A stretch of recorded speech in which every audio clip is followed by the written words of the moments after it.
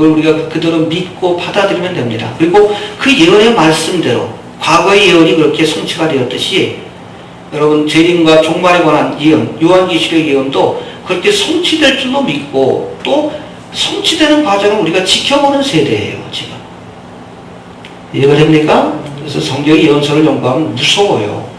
얼마나 하나님의 말씀이 1.1획도 틀림없이 정확하게 성취되고 있는지 그거 볼 때마다 깨달을 때마다 소름이 끼칩니다. 하나님의 말씀이 무서운 책이에요. 그래서 마지막으로 요한계시록은 교회에 보낸 서신이라고 이렇게 말씀합니다. 첫 번째는 해봅시다. 계시, 잠겼던 것을 드러낸다. 두 번째는 예언. 그래서 미래적 해석법을 따라야 한다는 것 해석할 때도. 그 다음에 세 번째는 교회에 보낸 편지, 서신이라고 말씀합니다. 4절 한번 봅시다. 시작. 요한은 아시아에 있는 7 교회에 편지하노니 이제도 계시고 전에도 계시고 장차 오시와 그 보좌 앞에 7 영혼과. 예, 여기서 분명히 사도 요한은 이 글이 아시아에 있는 7 교회에 보낸 편지, 서신이라고 소개합니다. 11절에 소개된 아시아에 있는 7 교회는 뭐라고 되어 있어요? 11절 한번 볼까요? 7 교회. 이거 좀 외울 수 있으면 외우시길 바랍니다. 시작. 가로되 너 보는 것을 책에 써서 에베소, 서머나, 버가모, 두아디라, 사데, 빌라델비아, 라오디게아 7 교회에 보내라 하시기로. 에서보두 사빌라, 그 앞글자만 이렇게 따면 그렇게 됩니다. 해볼까요? 에서보두 사빌라. 에서보두 사빌라. 예, 물론 여러분 이 아시아에는 이 7 교회만 있었던 게 아니에요. 여러분 잘 아는 이 골로새 교회도 아시아에 있었습니다. 또 그 외에도 히에라폴리스, 밀레도, 마그네시아, 크랄레스 이 지역에도 로컬 처치, 교회들이 있었어요. 근데 특별히 7 교회를 선택해서 대표적인 교회이기 때문에 그런 거예요. 이 교회들에게 보낸 그런 서신이라고 성경은 말합니다. 물론 본문에 소개된 7 교회는 역사 속에 존재했던 지역교회입니다. 실제 있었던 교회예요. 상징이나 비유가 아닙니다. 실제로 에베소 교회가 있었고 서문학 교회가 있었습니다. 서문학 지역에 서문학 교회가 있었고 에베소 지역에 에베소 교회가 있었어요. 실제 있었던 로컬 처치. 우리 주는 교회가 실제 있듯이 이걸 로컬 처치라고 합니다. 실제 그 요한이 그 글을 쓸 당시에 존재했던 교회입니다. 로컬 처치입니다. 2, 3장에는 2장과 3장의 말씀에는 이 교회들 하나하나에 보낸 권면의 말씀들이 등장합니다. 그래서 에베소 교회에 보낸 편지, 또 뭐 서문학 교회에 주님이 주신 말씀들 2장과 3장에 구체적으로 하나씩 나옵니다. 말씀들이 등장하는데 초대교회에 존재했던 여러 교회들 가운데 이 7 교회를 택하여 말씀을 주신 것은 이 교회들이 가진 상징성과 대표성이 있기 때문이다라고 이렇게 해석을 합니다. 해봅시다. 상징성과 대표성이 있다. 뭘 상징하고 뭘 대표하는가? 많은 신학자들은 여기에 대해서 논쟁을 하는데 이 7 교회가 장차 교회의 역사 속에 등장한 모든 교회들을 상징하고 대표한다라고 이해하는 거예요. 해봅시다. 모든 교회들을 상징하고 대표한다. 그래서 교회 시대, 오순절 마가의 다락방으로부터 휴고 사건까지 교회 시대인데 이 교회 시대에 등장할 여러 교회들을 상징하고 대표한다. 그래서 어떤 분들은 또 이걸 순차적으로 이렇게 해석하기도 해요. 에베소서, 서모나, 뭐 이 교회는 초대교회, 그리고 마지막 빌라델비아, 라오디게아 교회는 종말의 때에 나타날 교회의 모습을 보여준다. 뭐 그렇게 해석을 하기도 하고 아니면 전체적으로 이 모든 것들이 교회 역사 속에 등장할 교회의 모습을 일부분씩 다 보여주고 있다. 뭐 이렇게 주장하기도 하는데 여하튼 이 7 교회가 교회 시대에 나타날 여러 교회들의 모습을 대표하고 있다, 상징하고 있다 그렇게 이해하시면 됩니다. 여하튼 요한계시록은 이런 교회들에게, 그러니까 이 요한계시록은 세상 사람들에게 주신 글이 아니에요. 누구에게? 교회 시대를 사는 성도들에게 주신 서신입니다. 해봅시다. 교회에 주신 글이다. 그러니까 여러분 이 요한계시록은 세상 사람들이 이해하고 싶어도 이해하는데 한계가 있어요. 왜? 교회에 주신 편지이기 때문에 그렇습니다. 요한계시록이 비록 오픈된 계시의 말씀이지만 그렇죠? 이게 드러내셨습니다. 장막을 거두시고 보여주셨지만 그러나 교회 밖에 있는 사람들에겐 여전히 이해하기 힘든 교회에 주신 편지라는 이야기입니다. 이해가 되십니까? 여러분, 일반적으로 편지 안에는 그거를 주고받는 당사자만 이해할 수 있는 둘만의 경험이나 사건이 포함되어 있어요. 이해가 되십니까? 그렇죠?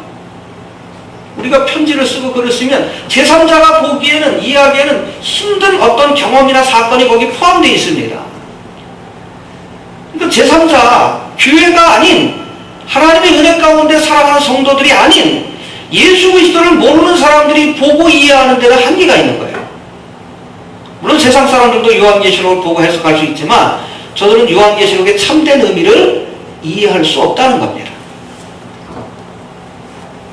교회에 주신 서신이기 때문에 그리스도의 신부인 교회가 아니면 이해할 수 없는 글이라는 겁니다. 요한계시록은 부활의 주님이 바로 그리스도의 신부된 교회에 보내주신 권면과 위로와 사랑의 편지입니다. 해봅시다. 권면과 위로와 사랑의 편지다. 알겠습니까? 특별히 종말의 때를 살아가는 성도들에게 어떻게 해야 이 환난을 피할 수 있다. 권면하시고, 또한 믿음을 지키기 위해서 고난을 겪는 성도들을 위로하시고, 우리에게 장차 주실 하늘의 영광을 보여주시고, 또 우리를 사랑하시는 그 증거를 보여주시는 권면과 위로와 소망과 사랑의 편지다. 여러분, 이렇게 이해하시면 됩니다. 예. 해봅시다. 계시, 예언, 서신. 이것이 바로 요한계시록입니다. 여러분 기본적인 전제아래 요한계시록 우리가 이해하는데, 아무튼 이 말씀을 받은 자에게 마지막으로 주신 권면의 말씀이 3절에 나옵니다. 한번 보고 마치죠. 3절 시작. 이 예언의 말씀을 읽는 자와 듣는 자가 그 가운데 기록한 것을 지키는 자들이 복이 있나니 때가 가까웁니다. 종말의 때가 가까워요.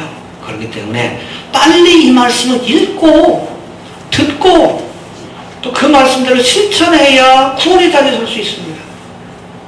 또 그것을 듣고 읽는 자, 그 말씀을 실천하는 자에게 복이 있어요. 구원의 복이 있습니다. 환난의 때를 면할 수 있는 축복과 은혜가 있습니다. 휴거의 사건에 참여할 수 있는 은총과 축복이 있어요. 복된 소망이 있는 거예요. 여러분, 유비무환이요 무비유환이라는 말이 있어요. 미래를 알고 준비하는 자에게는 환난이 없고 준비하지 않는 자에게는 환난이 닥칠 수밖에 없다는 겁니다. 지금 눈앞에 엄청난 재앙이 다가오고 있는데도, 종말과 하나님의 심판이 다가오고 있는데도 이를 깨닫지 못하고 준비하지 못하면 결국 계시록이 예언한 여러 가지 재앙 가운데 빠져서 멸망의 길을 갈 수밖에 없다는 겁니다. 며칠 전인가, 지난주인가요? KBS에서 일본에서 대지진의 여파로 쓰나미가 밀려올 때 구사일생으로 살아남은 사람들이 그때 일들을 회상하면서 인터뷰하는 내용, 다큐멘터리 같아요. 일본에서 제작한. 그걸 방영하는 것을 내가 본 적이 있는데, 대부분의 사람들이 집 앞까지 물이 도착할 때까지 쓰나미가 밀려온다는 사실을 몰랐대요. 그렇게 엄청난 쓰나미, 어떤 경우에는 바다에서 한 몇 킬로 떨어진 지역인데 거기까지 쓰나미가 밀려왔으니까 그 지역에 사는 사람들은 그곳까지 쓰나미가 몰려온다는 생각을 못한 거예요. 이해가 되십니까? 저 인천 앞바다에 쓰나미가 있는데 여기까지 밀려온 거예요. 여기까지. 여기 있는 사람들은 설마 쓰나미가 밀려와도 저 연안부두나 아니면 월미도나 그런 쪽에서 그렇게 피해를 입고 말겠지. 근데 바다에서 수킬로 떨어진 그 지역까지 쓰나미가 밀려온 거예요. 그러니까 물이 올 때까지 쓰나미가 온다는 생각을 누구도 못했대요. 그 마을 사람들.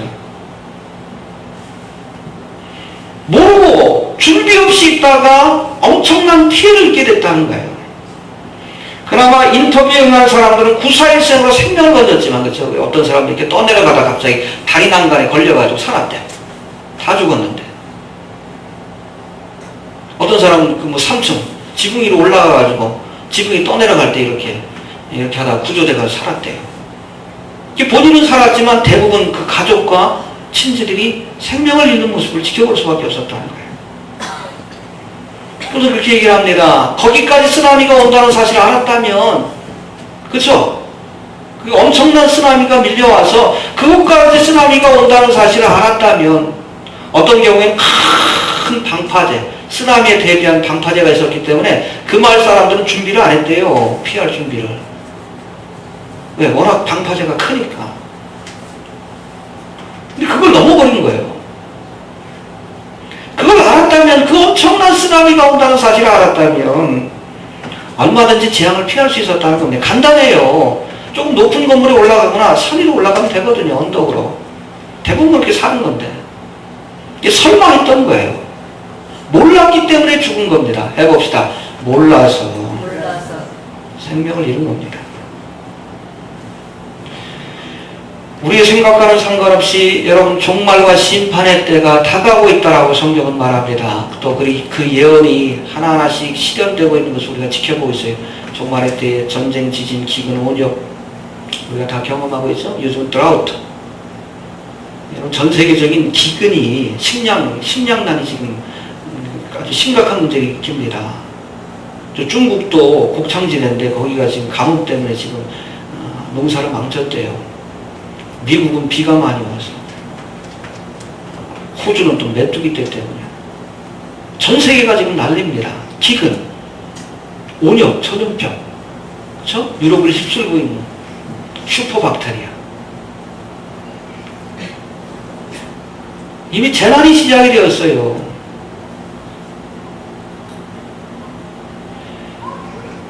재난이 온다는 사실을 하나님께서 알려주셨습니다. 그래서 이 경고의 말씀, 요한계시록의 말씀을 듣는 자, 그래서 읽는 자, 복이 있다고 하신 거예요. 그리고 한 걸음 더 나가서 이 말씀을 지키는 자. 이 종말의 때 우리가 어떻게 살아야 할지 성경이 말씀하신 그 말씀들을 잘 듣고 지켜 행하는 자. 어떤 어려움 속에서도 끝까지 믿음을 지키려고 애쓰는 자. 그런 자에게 복이 있다. 알겠습니까? 들을 수 있게 되길 바랍니다. 요한계시록 열심히 보세요.